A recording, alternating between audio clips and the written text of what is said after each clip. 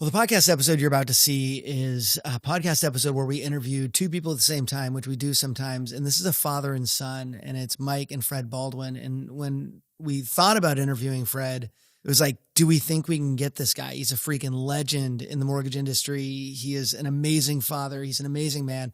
And it's like, can we actually get him to come out and be on this podcast? And he agreed to it. What you're about to see is our conversation with him about everything from life to business. Sadly, we've just learned that Fred is no longer with us. He's passed away. So you're going to see an interview with a man who has over 90 years in the mortgage industry building legacy. All of us are that legacy. Those of us who've learned something from Fred. Fred was a hero of mine in the industry. The guy always talks about how we can do more, how we can do better. This guy was awesome. I hope that you can work through your business in thinking about how you can leave a legacy, how you can do things like Fred did. So we loved Fred, and we were so happy to sit down with him and enjoy the episode.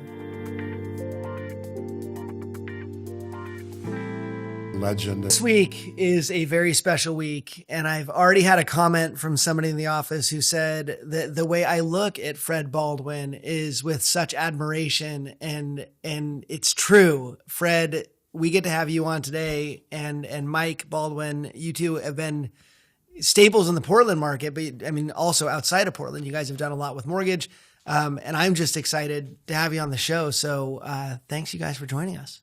Thank you. Glad to be here. Happy to be here. I think the word legend is appropriate in this conversation. He's a so legend. We're just going to go ahead and use the word legend, and we'll elaborate on the justification for that term as we have this conversation. When I started thinking about the ideas for the podcast and what I wanted to do, and the people that I like, my dream list of people that I would want to interview, Fred, you were at the top of my list of people. Because you've got so many, I mean, you've lived this, you're 92 years old as we record this. You've lived this life of, you've been in finance for longer than most of these listeners have been alive. And so you've got so many lessons, and you've had this steady climb in your career that, I mean, you've got just lesson after lesson after lesson after lesson. So I'm very excited to pull those out. And then Mike, being the son of a guy like this, and then having your own career within mortgage that's been so impactful. You've been a leader inside of the mortgage industry, and that, is just so awesome to have you here with your lessons. So, but also it'll be fun to see that shadow, like how those, what it was like being raised in this environment. So first of all, Fred, you have how many sons? 2 now. We had 3. 3 sons, and all in mortgage? Yeah. All right, let's before we get into the father-son thing, let's get you back to what year did you get into financing anything? Well, it had to be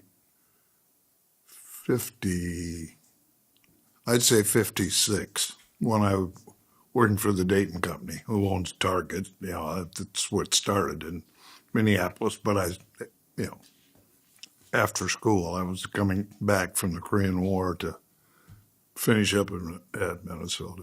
And so I started taking credit apps, and I told you the story this morning about I went to check out some of the inventory, and it was outside the refrigerators. They didn't have electricity. I sold it to all the Indians on the reservation. So they just went out and got blocks of ice and put it in there, closed the door, worked for a while. It was insulated. But it's that's been a long time. But then from there to Caterpillar, and along the way I played a little basketball, and especially in high school, and I played for the Caterpillar Cats for a year when I was at Caterpillar with Bob Boozer. I don't know if everybody remembers Bob Boozer. He was an All-American from Kansas, I think. But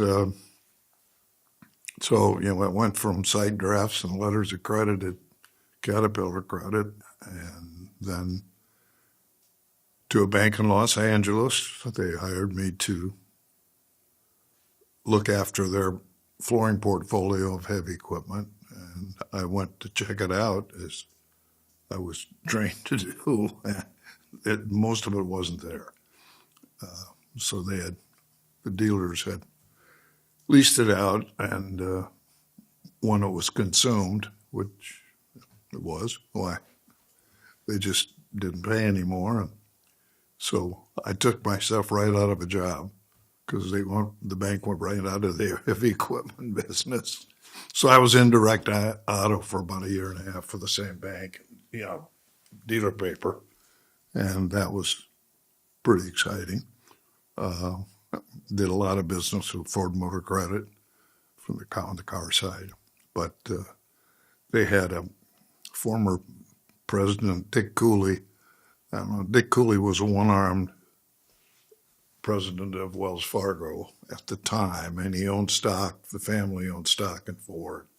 So they had to lay off the business. Couldn't be done with Wells Fargo. But he was, shot down in World War II, I think. Uh-huh. But quite a guy. And, from there, it went, I went to, then went to Alcoa for 10 years. Alcoa Credit, formed to finance aluminum. And aluminum, when you get down to the local level, is siding, things like that. You're financing everything. We financed everything that was aluminum. Of course, then they started getting a return on their business, on the money. And they said, well, just why don't you open it up? We'll find other people siding, and we'll do this and that and that. And then we got into, the finance companies that way, into beneficial household and those people for other types of product. But we've always been product drives the loan, and we look at the product for our sales push. And as Mike said earlier, one of the middle one, the one that has a winery, is Scott, and he was a sales guy, and he dealt with above ground pools. Oh, yeah, those are just lovely. Oh yeah, doughboys. Oh, they work just fine. Oh, no, they had aluminum sides, and anyway. But from there to 10 years at Alcoa, they gave us $10 million to start it, and we gave them $40 million back when they sold it to General Electric Credit. So then I did some credit insurance, and that's where I met the Wolf family from up here. And Marty and I, the youngest, are still good friends. He lives down in Carmel. He runs a appliance buying guide group for Frigidaire and a bunch of others. He represents dealers to get special deals and that kind of thing. Marty's an accomplished, he's a lawyer, went to Willamette, was a state representative in Washington. Oh, wow. For 3 or 4 years. And the man I was most afraid of was his father when I went to make the first pitch, because he's still to this day is pretty one of the tough guys. He won't know everything about what the hell I was trying to sell his son and him, because they carried their own paper. And from there on to the credit insurance business, I hooked up with the finance company's household and wrote credit insurance for their accounts, for the accounts we took to them, and then all of a sudden they opened up they'd take other people's credit insurance for, So that was broad, and then we got into Alcoa Credit that's where the Tin Man came from. The mudders, which are the textured coating people, and just a lot of thugs in the business as far as what's a Tin Man? To sell Siding salesman. It's the tin, the aluminum. It's called tin. It doesn't. It's aluminum, but those sales guys were something. As I told you this morning about spiking a deal, they'd be out pounding a little length of siding on the house while our salesman was inside taking the refrigerator serial number, because we had to do UCC filing.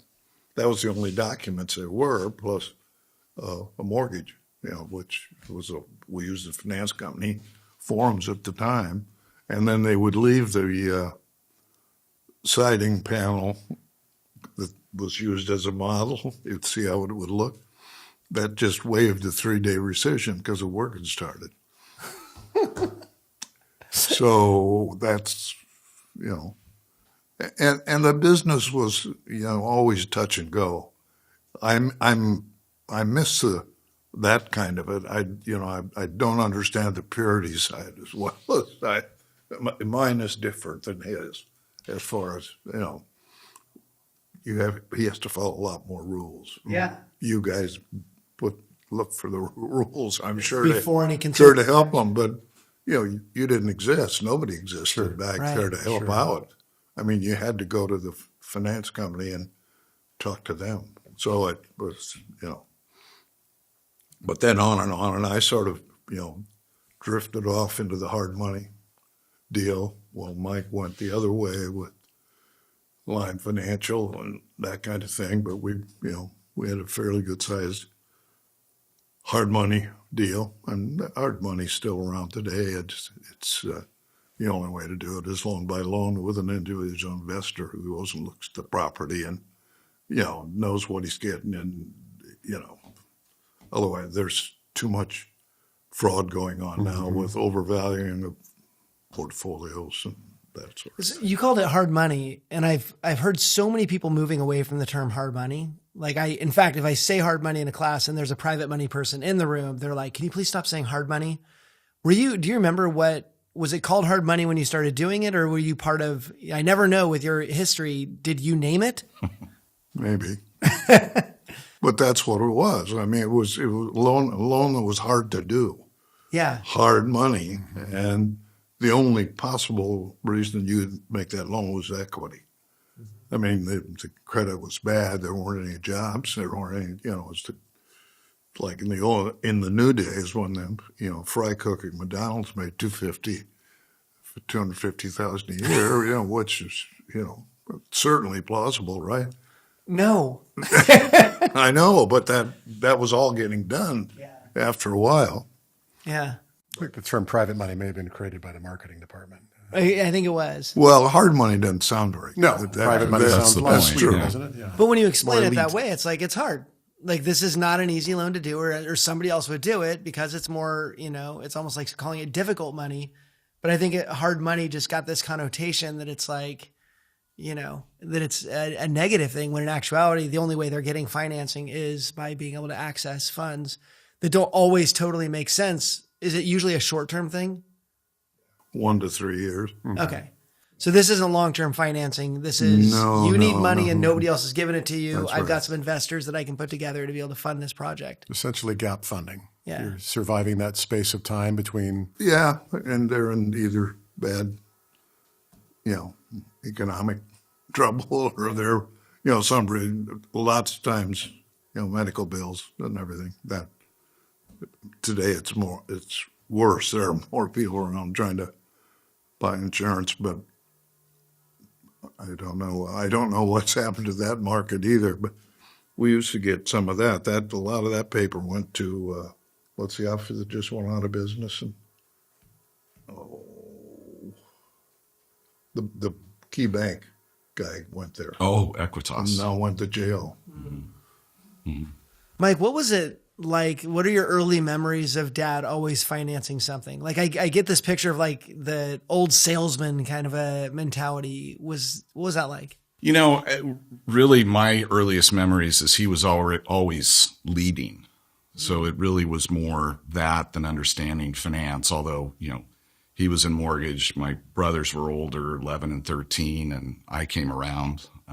Probably a whoops. They won't ever. They're not fessing up to They're that? not fessing up to that. But, I came out of the womb quoting rates and LTV and DTIs and stuff. I mean, it's all I knew and growing up. But what really wasn't about finance. It was just about leadership. And then, I got to college and was going to try and play golf on the team and play my way on. And I got out there and saw these guys were way better than I was ever going to be. So I said, I'll just go hack loans. So I went and did that.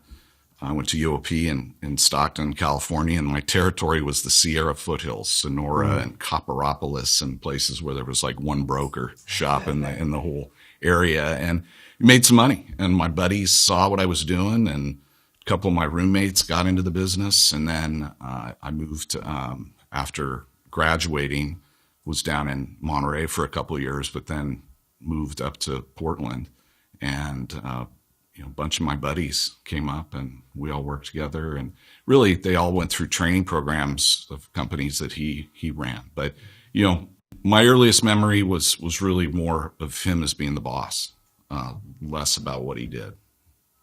Interesting. Yeah. And you were pretty much, what was driving the changes that you were making? Did you always see another opportunity that seems like that next step in your career, your path? Yeah, the opportunities kind of showed up, and then you had to make a decision.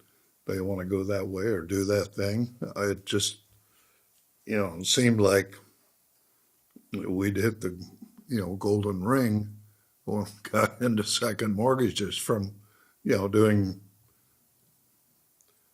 Caterpillar equipment and things like that. And it was really the Alcoa thing that put me in an old gentleman. I call him an old gentleman. He went down on the tee at Silverado and at one of our functions, and we lost him. But he hired me at Alcoa to be the regional for West Coast. And then I hired him back after he retired, and, just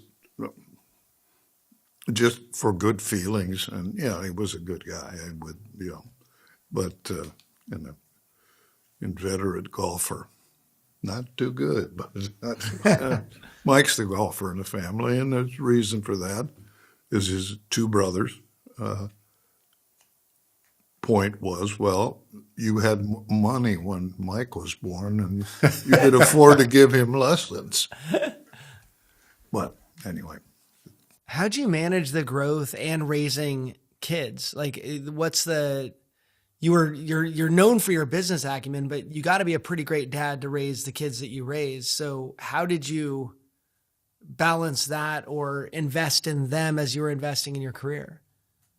Probably athletics more than anything. He didn't miss a game. I didn't. Really? I get off planes or get flights all connected to their schedules, and I traveled a lot to keep these relationships going more than anything else. But that's how my wife of 73 years. Wow.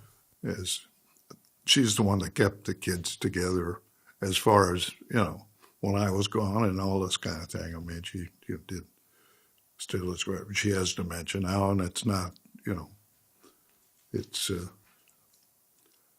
not pleasant, but it's, a good thing. We get along fine, and the boys call every night, and it's, it's been a real family thing. They were, when the three of them and myself would have a meeting in the conference room and make some kind of decision, and there was a lot of hollering and yelling and everything going on there. Pretty much every time. Then the people would, always one person had a anti-part to the other three or whatever. But anyway, we'd walk out like, we'd just been in the Civil War and, went to lunch together. It wasn't out.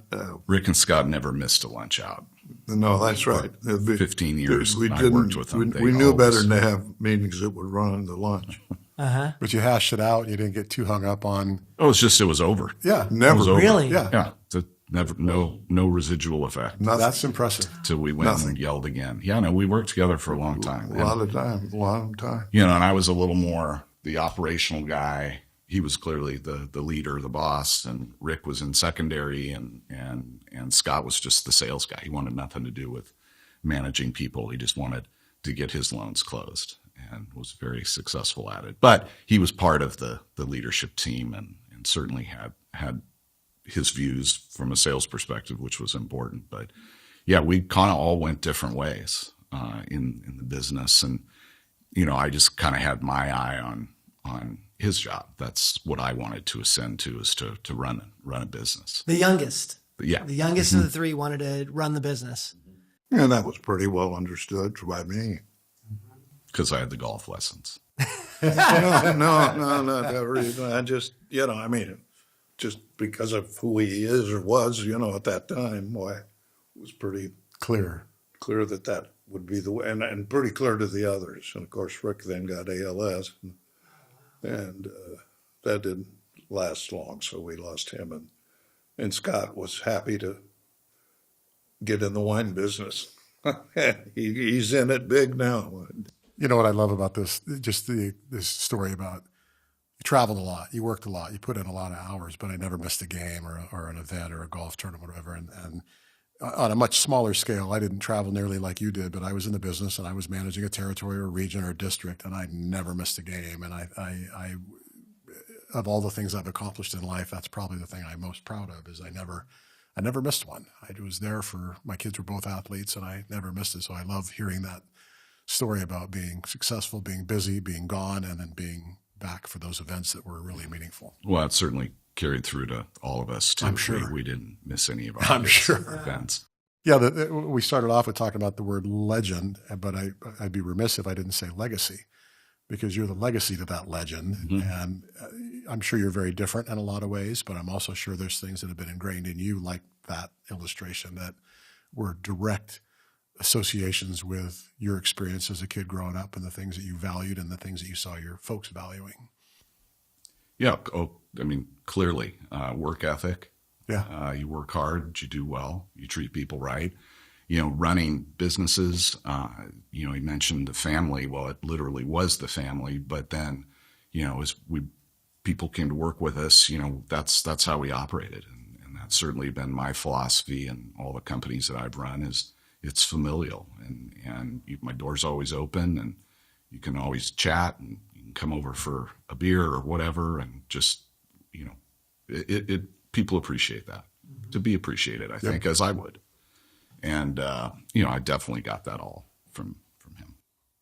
How much of your leadership style, Mike, is mirroring some of the things that you learned from Fred, and how much of it is, this isn't how Fred would do it, but this is the way I believe it should be done?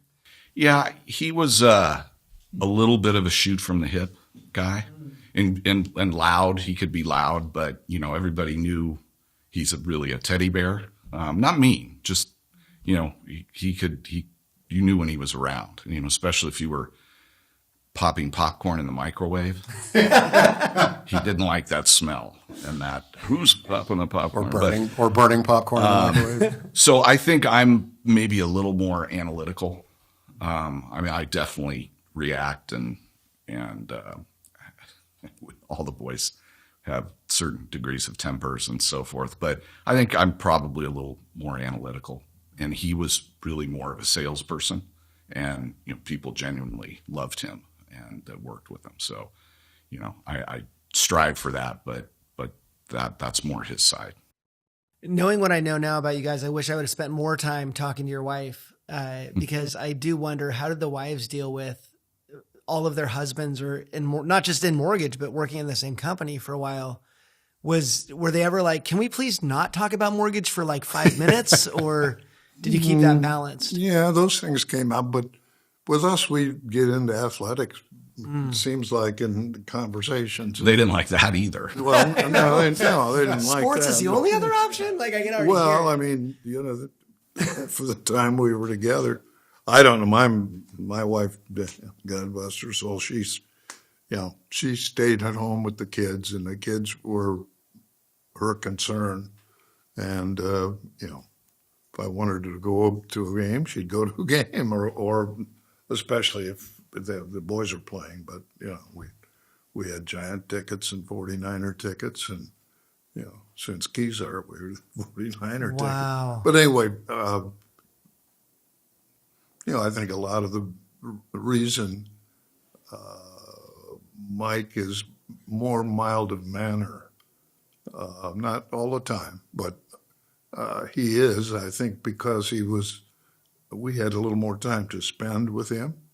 I did. I wasn't traveling as much, and he was doing things that were absolutely new to me with the working with the Credit Suisse and, and taking the Rick secondary job and, that kind of thing. So Scott's just a hell-raising wine farmer. That's what he is. Yeah. So in the Great Recession, when the subprime crashed, which is what we were in, we were wholesalers until that time.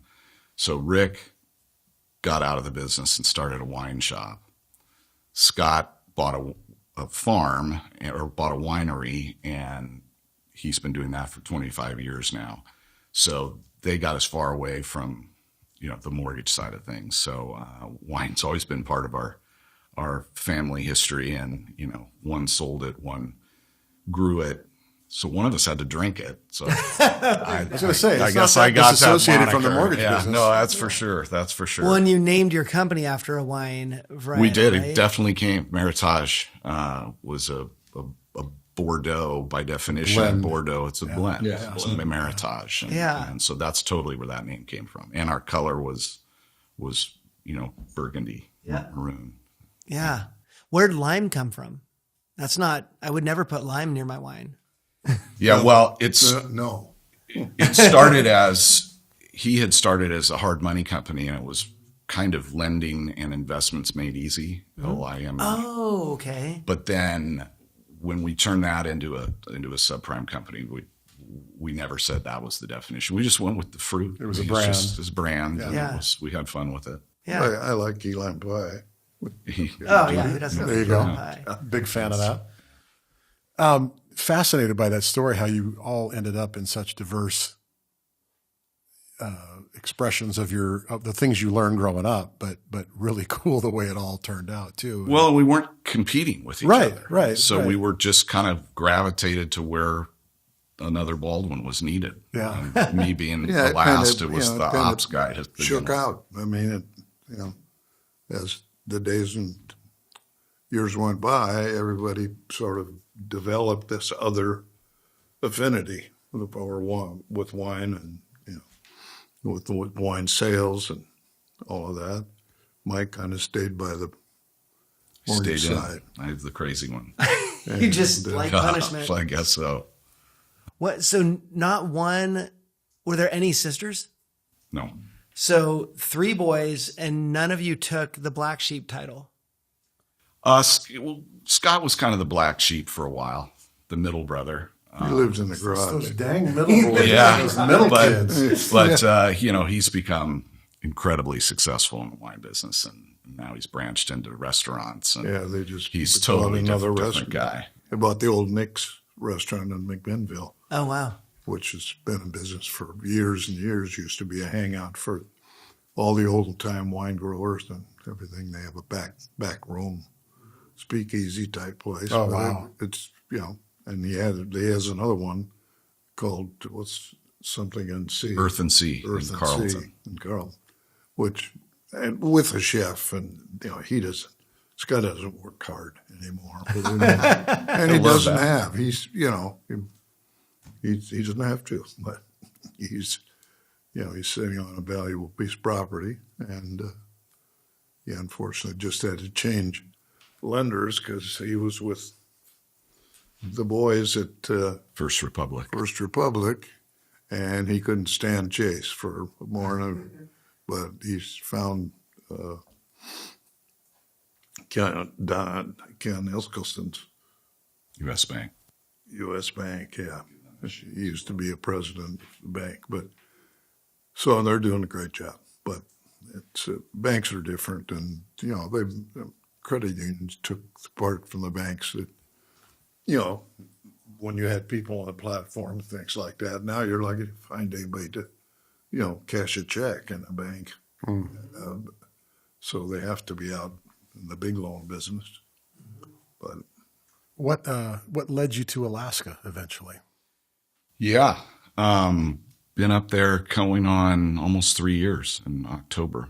And it was a job. It was to be the number 2 guy at the largest lender in Alaska, residential mortgage.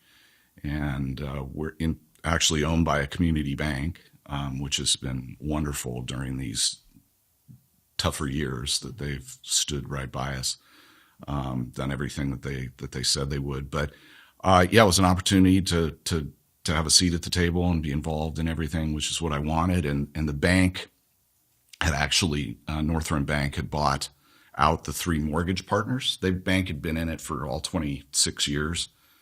First as a 25% owner, then they bought the other 3 guys out. Well, the last one wanted to retire. And so he had gone through the COVID years of incredible amounts of business without a number 2 person, and kind of just did a great job, but probably burned himself out. He wanted to retire. So the plan was, if I was the right guy, I would step into those shoes. And that's what happened a year ago, May now. So 3 years in Alaska, does that make you native yet, or you still have a little bit to go? Well, I get the permanent fund dividend. Yes. Yeah, of course. They pay me to live there. No, I Do would. the locals consider you local? I don't think so. Not I quite wouldn't yet? want them to think that, but very friendly people up there. Sure, and, yeah. and certainly lots to do, and we haven't even touched the tip of the iceberg. I see what you did there. All right.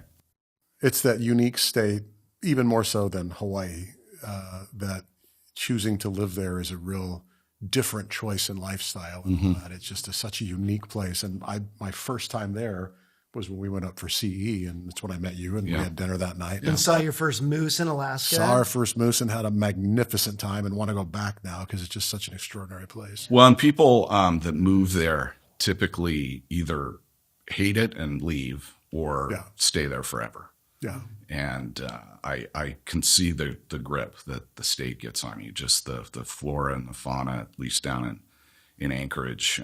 You've got moose walking down the middle of the street. Yeah. You got to beware of bears at all times. But you're surrounded by the Chugach Mountains that are like having our own Alps right there, Right. and the Cook Inlet, and it's a beautiful place. Really, it's been great.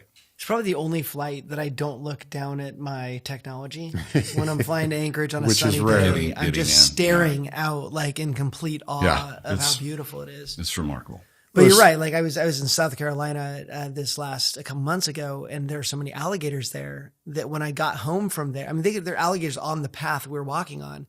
And so when I got home, I'm like, isn't it nice? I'm not scared to go on a hike. And there, I mean, Arizona, you're always looking for rattlesnakes. Yeah. In Anchorage, you're looking for bears and moose. And I think we take it for granted a little bit in Portland that we don't have to look for something that might kill us. Yeah, very true. I said the same thing. I went for a walk yesterday and was thinking how I don't have to have my head on a swivel Right. walking here, because Right. no bear or moose, that's for sure.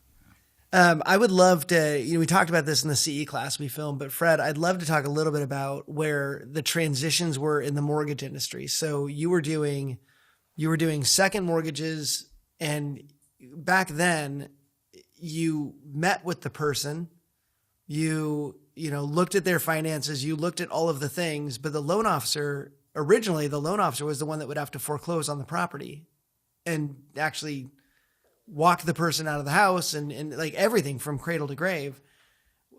The transition that we went through from focusing on everybody, what happened that made us get to where we ended up in 2008, where the whole market crashes and everything's like, where do you see the big errors that were made to get to that point? Well, as little as I know, really, I figured it out that that people were just insuring everything, were getting PMI or whatever they had. That was just the fry cook that makes $25,000 a month doesn't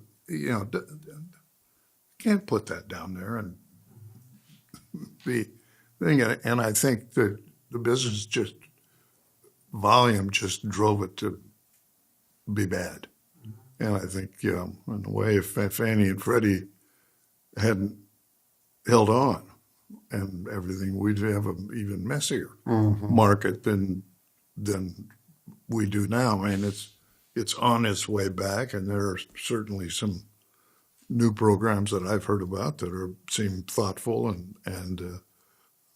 but it's a mortgage is really based on how it performs, and whether you can make the payment or not doesn't make any difference. If you get your money from her sister, it's the delinquency, and as that delinquency runs up, it seems to come in bunches, and people are laid off or whatever. It's business that is difficult to handle, and I think there's a lot of you guys are if you were around, you'd make $1 million a month or a week back then, because probably could have brought the business back some by giving certain investors like Westinghouse or Ford credit, or somebody that had a lot of bucks, okay, and we're looking for a return, and they would, if it was done that way with the proper training and the thing. I mean, there weren't any rules back in the early days. I mean, there was a UCC filing and a credit app, and then a sort of a half-page mortgage. It's just like IOU and this against this property, and 3-day waiting period, unless they spiked the deal, and it was no way. But there was focus on the individual transaction and determination made, and as all of our products have become commoditized, and certainly through those, till the blow up of subprime, I mean, it became digitalized, and just nobody was looking at anything in the end, and performance didn't end up being as bad as it could have been, but yeah, it was very different back, when you're counting credit card lates and amount of collections and mortgage lates for sure, and doing all that. That's just out the window. I mean, that's out the window on, agency and government too. It's a AUS system. Fred, you talked earlier about way back in your earlier days, the product had to make sense, right? And maybe that's what we got away from, Mike, as we move forward. Is I remember looking at reps coming into my office pitching products that just made no sense whatsoever. Yeah. And they didn't. They didn't make sense. It was the fog and mirror loan was really true. If you had a pulse, you get a loan. Absolutely right. Yeah, and the guy makes $1 million a month and has a 50 debt ratio. What do you care? Yeah, right. He's got $500,000 left over. Yeah. Right. On the other hand, if it's the other way around, he can't cover it or just covers the mortgage. Well, he's got a great credit score, but he works at Chevron pumping gas. Well, that you don't get $10,000 a month in income for that, so you can't call that a stated loan at 10. And the product didn't make sense as we moved in towards the demise. Well, and the demise, the stated income loans were terrible. I was as a wholesale rep, I'll never forget the phone call I got. The guy says, I want to do this loan. It's stated. And I said, well, how much are you stating? And he told me, and I said, well, why do you have to go stated? Like, that's a W-2 job. Why are you going stated? And he said, well, he doesn't. I mean, I'm just kind of making this up. And I'm like, well, what? And he goes, well, if I tell you his real income, you won't do the loan. And I said, why do you think I won't do the loan? He goes, because, foreclose or whatever. And I said, so if you tell me the truth, I'm not going to do the loan because the guy's going to lose the house. If you lie to me and I do the loan, the guy's going to lose the house. And he was like, I guess I'll call accredited. And I was like, what? He's like, you're just going to keep shopping it until somebody went for it. I think that for me was the moment where I went, oh, this isn't going to work out. Yeah, there was such an insatiable appetite for the product. And then as these new things got rolled out, there was also so much competition. You had to play ball. Like option arms and things like that. Well, yeah, and just, no money down and then stated, and, just all of that made no sense. And there certainly were people saying this makes no sense. We always tried to be thoughtful, and can this person really pay us back? And, we layered some things on, but we were still doing what everybody else was. But it was just Wall Street. Their whole job is to sell risk. They don't take risk. They connect, people with product and for various appetites, and take a cut, and then they're done with it. And the rating agencies, where were they? I mean, it's just, it's crazy what happened. I mean, really the movie, The Big Short, is so spot on. It should be so called ways. a documentary. Right. Yeah. It really should be called a documentary. And it just, it went too far. And then as we talked about, the irony was, we started reserving more and more against loss because performance was starting to get worse. And then, the critics started talking more and more about they're all arms, they're all adjustables. And these rates are going to go way up because, they were teaser rates. And in Especially 3 years, 5 years, LIBOR. 7 years, they're going to go way up and these people are not going to be able to pay. So then there just became this panic overall when New Century and Fremont Investment and Loan, restated earnings because they weren't reserving the way they said they were. And then it totally broke the system. And we almost brought down sovereign countries that had invested in our mortgage bonds. It just went too far. But the irony is when all of that bad news was happening, interest rates, bad news is good for interest rates for going down for mortgage people. So when these arms did adjust, a lot of them went down because rates were so much better and, performance didn't end up being, as horrible as it should have been. So, which is worse because now we should have had a crash and now we avoid the Yes. crash, which makes us think we must be okay. And then it builds back up.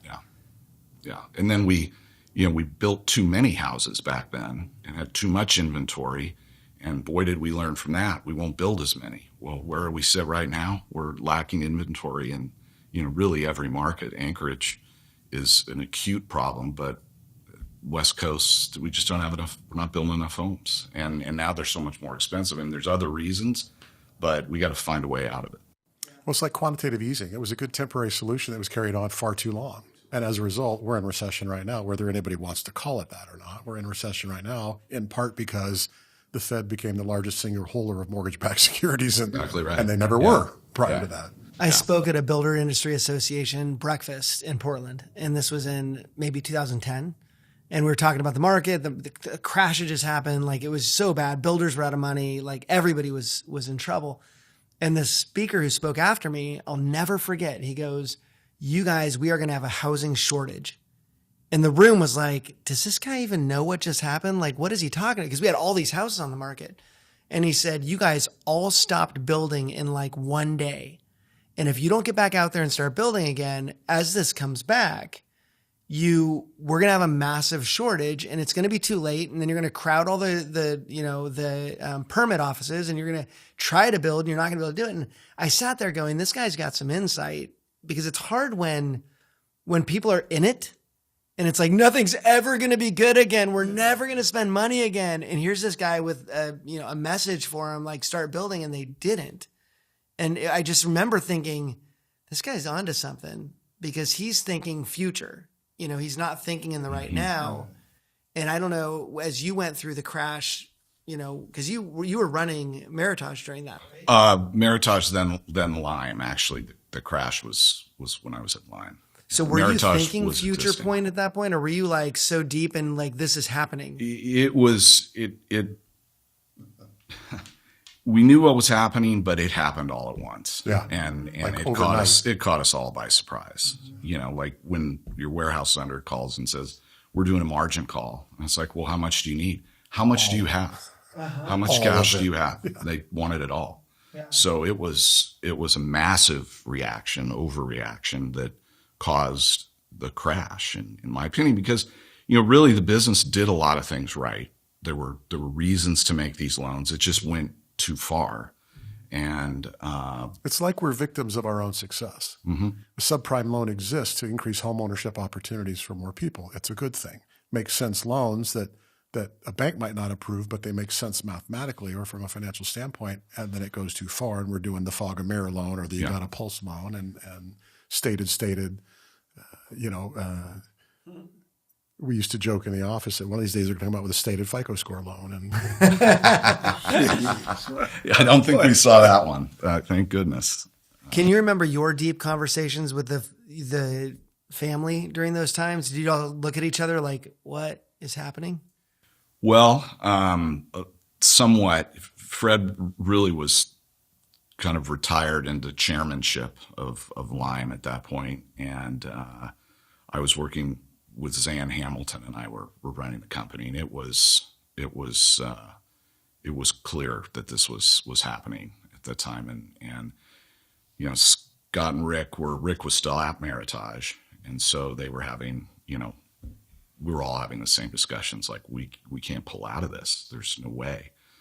Fortunately for us at Lime, we had done a lot of business with Credit Suisse, and they'd invested subordinated debt in just the Wall Street thing. We're going to loan you money so you can have a bigger net worth, because we're going to count that as assets so we can lend you more money for warehouse lines. What? Yeah. Nothing to this business. But the good thing is, Talking about the victims of our own success. when everything crashed, you know, CS had their choice of who they wanted to move forward with as an origination team, and they chose us at Lime. Wow.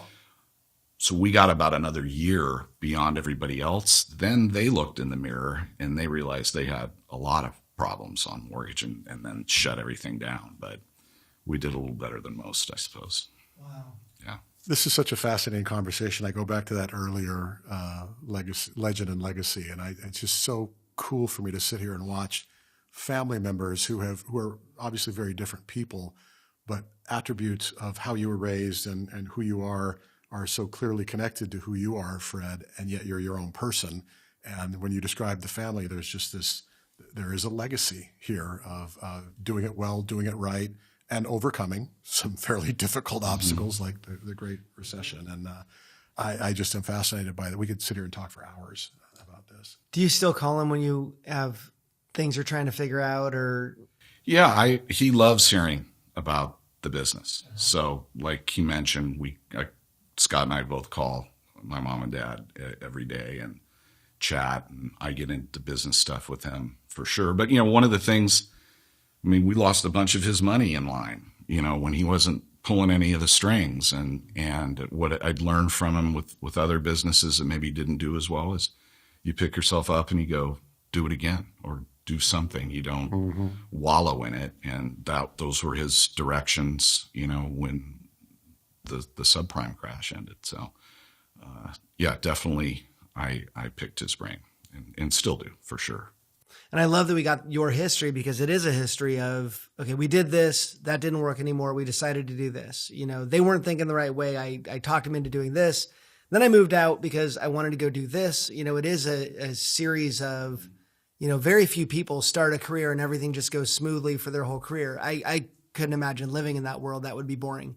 In this industry specifically, it is a series of getting knocked down, getting picked back up, picking yourself back up, bouncing back up and doing it again.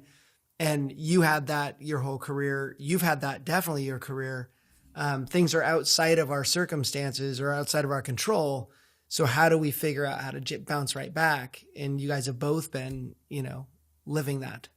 Yeah. And really the conventional retail mortgage world just rinse and repeat. It does the same thing based on interest rates, and nobody's still figured out quite how to, you know, ride the bull through, you know, the downturn. You know, do I lay people off? I laid too many off?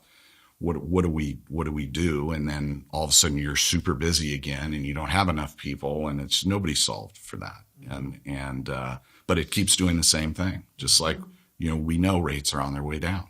We've just lived through 2 years of pain, and they're going to go the other way, and then it's going to be good again.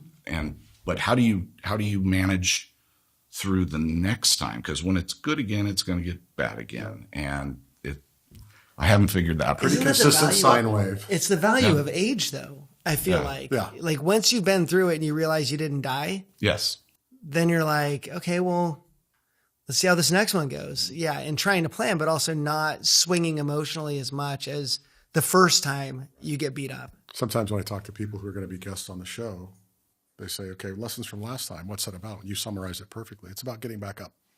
That's really what this conversation is about how life dishes, and sometimes it's really wonderful, and sometimes you get your teeth kicked in, and the objective is to get back up. As long as you still have, blood flowing and air moving in and out, then get back up. We've got a question we ask everybody on the podcast to end our conversation here. I'm going to ask each of you the same question, so you'll get the chance to think about it. Oh, thank Fred, you. you're going first. You